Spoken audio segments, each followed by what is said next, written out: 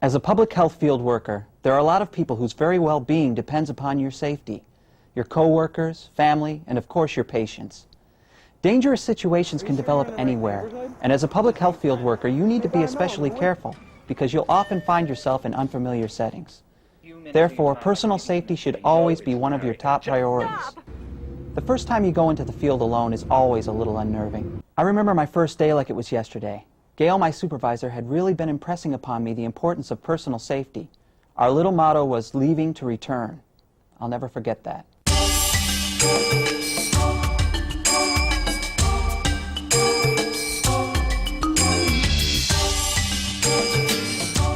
So, are you a little nervous about today? You mean about going out into the field alone? Nah, I think I'm ready for pretty much anything. That's what I like to hear, confidence. So let's get down to business. What does your schedule look like for today? Well, since this is my first day, I kept my schedule a little bit on the light side. I've scheduled 2 field visits, one in the morning and one in the afternoon. My first scheduled appointment is Mr. and Mrs. Jarvis. They live in a trailer park about 15 miles out of town. They're part of a TB contact investigation that we're conducting. All right. And your second field visit? Pamela Robinson. Now, Pam lives in the Bleecker Apartments over on Willow Street. She's on directly observed therapy for TB. She's been on medication for 2 weeks in the hospital and has just recently been discharged. Okay. Looking at her medical record, she seems to be doing fine. Is this your first visit with her? No, actually I met her last week, but this is the first time I'll be visiting her at her apartment. I've called ahead. She knows I'm coming. Okay. Sounds like a good first day. Oh, I might as well jump right in. Hold on. Before you go, 3 things. First, be sure you sign out of the office, and that includes what time you left. Got it. And your county ID? Always. Okay. And did you remember all your paperwork? Right here. Okay. If you have any problems, give me a call. Okay. I've learned firsthand that documenting all unusual activities that you come into contact with while you're out in the field is crucial to your safety as well as to others. If you don't document that a patient has a drug problem or a vicious dog that runs loose in their front yard, you're running the risk of endangering both yourself and the next field worker that happens to visit that address.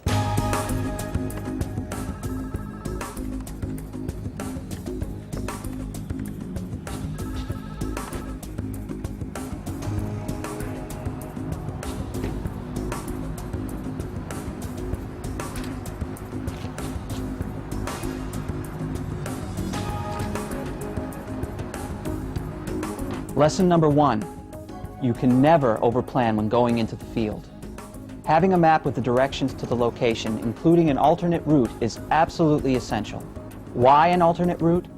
Remember, you're driving to an unfamiliar location, and an accident or construction could throw you way off the beaten path. Bottom line, there's no excuse for not bringing a map along. And if you can't find one in the store, there are a lot of resources on the internet that will print out directions to virtually anywhere.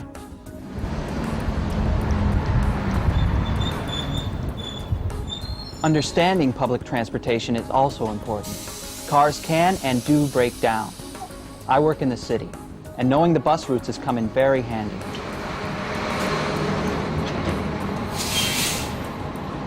Here are a few other handy items: an auto club card, a cell phone, and a phone card. You're going to find yourself in unfamiliar territory almost every day, and Gail's made it an office policy to call in at least once a day. So the ability to reach the office from the safety of my car or from a payphone is extremely important.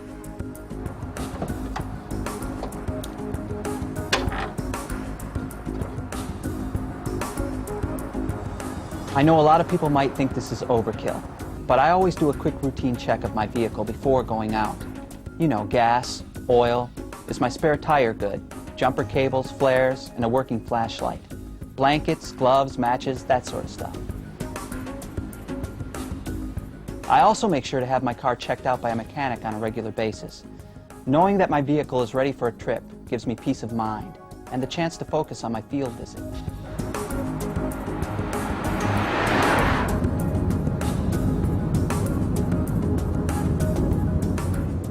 I made my way out to the Jarvises in no time at all, and as I was pulling into the trailer park and up to their residence, I noticed one thing that you run into a lot more often in a rural setting, and that's a chained dog.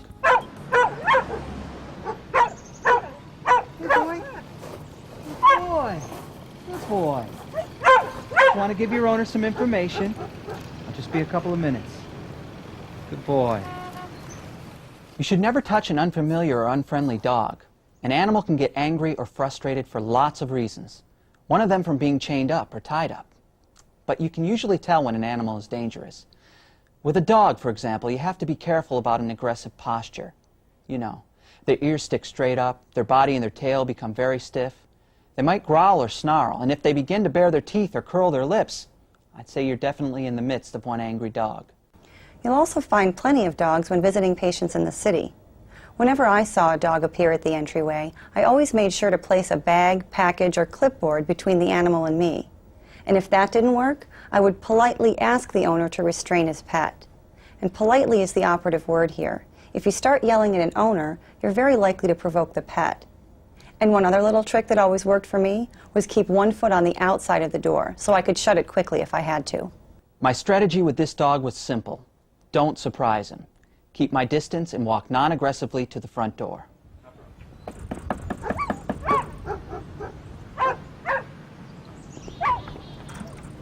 Yes? Mrs. Jarvis? Yes? Mrs. Jarvis, my name is Tom Santos. I'm with the County Health Who Department. the hell is it? I think he's a salesman. Well, whoever it is, tell him we don't want any. I'm sorry, sir, we're not interested. No, Mrs. Jarvis, you don't understand. I'm with the County Health Department. We're conducting a contact investigation. Someone you and your husband have recently been in contact with has been diagnosed with tuberculosis. It's very important that I give you some information. Charlotte, if you don't stop flirting with that salesman, I'm going to give you something to cry about real quick. Is that your husband's voice, Mrs. Jarvis? You better come in. Honey, this man is from the county. He's here to talk to you about tuberculosis. What? Mr. Jarvis, I'm Tom Santos with the County Health Department. Yeah, to hell with all that nonsense. I want to know where you got my name and what this has to do with tuberculosis. We're conducting a contact investigation. Someone you and your wife have recently been in contact with has been diagnosed with TB. If it was your brother Larry who gave us this, I'm going to kill him. You leave Larry out of this. He's a good man. You mean good for nothing. Just like you, a pathetic waste. Look, Mr. Jarvis, if you just give me a few minutes of your time, I can give you some information. No, it's Larry. I just know. Stop! Please stop! Oh, stop your whining. And let's take this outside, buddy, huh? I knew the minute that Mrs. Jarvis opened the door that there was a problem. But my objective was to give them the information and then get out of there safely. Mr. and Mrs. Jarvis, I realize that this is an uncomfortable situation. I'm here as a representative of the County Health Department. If you give me just a little bit of your time, I'd like to share some health-related material with you. After things settled down a bit, I talked to the Jarvises and gave them the health-related information that I needed to. At which point, Mr. Jarvis showed me the door. Skip works really hard for us. He has a bit of a short temper, but that's because he's overtired a lot of the time. If he just would have given me the name of the person who gave him my name, this whole mess could have been avoided. When I spoke to the individual who gave me the Jarvis's name during the initial phase of the TB contact investigation, I asked the person for a physical description of the couple. Taking a physical description isn't as difficult as it sounds. When looking at height, compare the height of the person with your own. And that goes the same for weight as well. What color is the person's eyes and hair? How about their age? What about their ethnicity or the color of their skin? Could you describe the person's skin tone and complexion? Does the person have facial hair? If yes, what color is it and what style? Is it a goatee, a full beard, or a mustache? Does the individual wear glasses or have any discernible features like tattoos or scars? Does the person walk with a limp? Anything that might make this person stand out needs to be documented thoroughly. And finally, what about the person's name? Or maybe more importantly, their alias. Many people have nicknames or street names that most people know them by. When Tom called in and told me about the situation at the trailer park, I asked him if he had documented everything he had seen, including the dog and the possibility of domestic violence. He said he had. Good work. After leaving the trailer park, it was back to the city for my second field visit. I had just enough time to get a bite to eat, and wouldn't you know, I didn't have enough cash on me. So I had to make a quick stop at an ATM. We use ATMs all the time, but many of us don't realize the potential safety hazard it poses. You need to stand directly in front of a machine so your activity can't be observed. If you see anything suspicious, cancel your transaction right away. Once you've made the transaction, pocket your cash immediately. ATMs may not be safe places at night, so if you have to use one, don't go alone. Driving to a city location is quite a bit different than the country. After you've become familiar with the map and know exactly where you're going, you should take a few extra minutes to check out the neighborhood. Are there a lot of shrubs and trees for hiding places? Are there possible escape routes? Do you see any unusual street activities? Is the neighborhood busy or quiet? Have you identified any safe havens like a police, fire, or gas station? A shopping center or public building is another possible option. Becoming familiar with the surroundings before leaving your vehicle is really the first step in helping you stay safe once you get to your final destination. However, if you do find yourself in a situation where you need to ask for directions, roll your car window down only a few inches. Remember, the person you're asking directions from is a stranger. Parking is one of those issues that just requires some plain old common sense. Park your car in an area that's surrounded by other vehicles. Stay away from isolated spots like alleyways. Lock your vehicle and take anything of value and secure it in the trunk. Park your car facing the direction in which you want to leave. And don't forget, some locations don't provide public parking, so make sure you have change for the meters or a few extra dollars for the parking garage. I can't tell you how many times a week I address the issue of clothing and accessories. Here's a few tips. Dress comfortably, but appropriately, and let common sense be your guide. Chains and dangling earrings and glittery jewelry are a definite no, since it could make you a target for a robbery. Wear comfortable shoes with flat heels, so if you have to run, you can. And when it comes to money, carry a very small amount of it and keep it in a wallet, not a purse.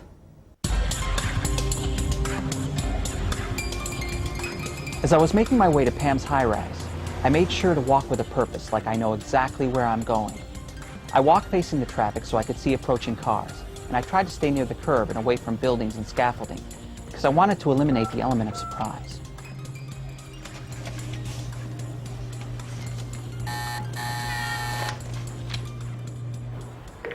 Hello? Hi, Pam, it's Tom Santos. Great, I'll buzz you right in. I'd never been in this building before, so after checking possible escape routes, I went to the stairwell.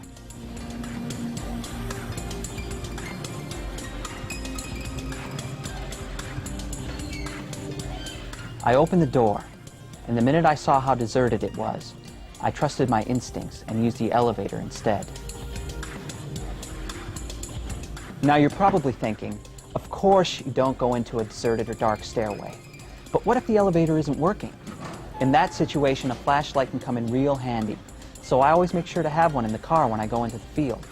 However, if you do decide to take the elevator, here's a quick tip. Always make sure you observe what floor the elevator is coming from and where it's going. If you need to get to the third floor, the last place you want to find yourself is in an isolated basement.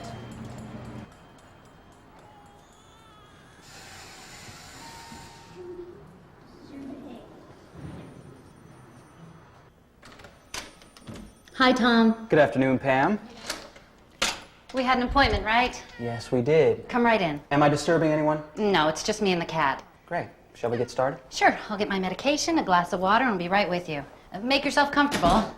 I always use the phrase, am I disturbing anyone, rather than are you here all by yourself, for this reason. From a safety perspective, you can never assume that someone is alone in their residence.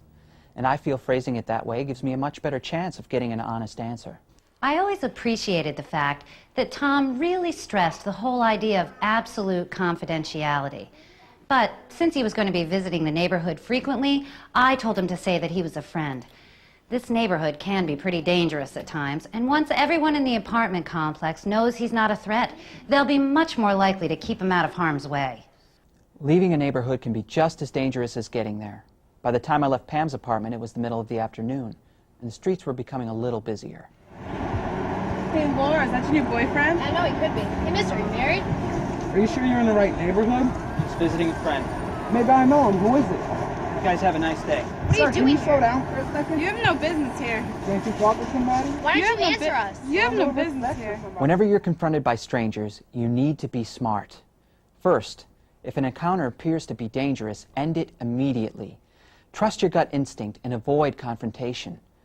As you walk away from the situation, walk with some sort of low barrier between you and the individuals, like a mailbox or a railing. And as you become more familiar with the neighborhood, it's very important that you get to know the trouble spots, where drug trafficking takes place, and where gangs tend to hang out. I made a mental note. This neighborhood could be very dangerous, and in the future, making an early morning appointment with Pam would be the way to go. I just bought an alarm for my car, which is a good safety feature to have. However, it does present one problem.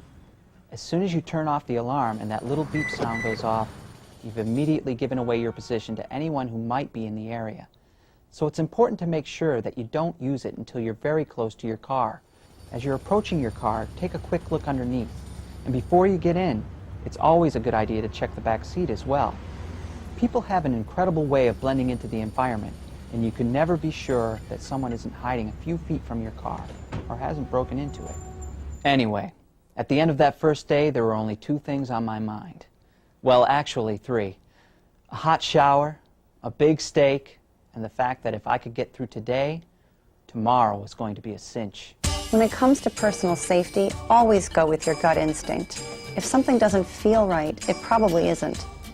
Personal safety is a matter of choice, and it's not always going to be convenient. One day, and maybe one day soon, you could very well be faced with a situation that's going to require an immediate response. One could never cover every personal safety tip that's out there, but by becoming more aware of personal safety issues in general, you'll dramatically increase your chances at making the right decisions when you're out in the field. A lot of people depend on public health field workers. Don't let them down. Make a plan now so you can leave to return.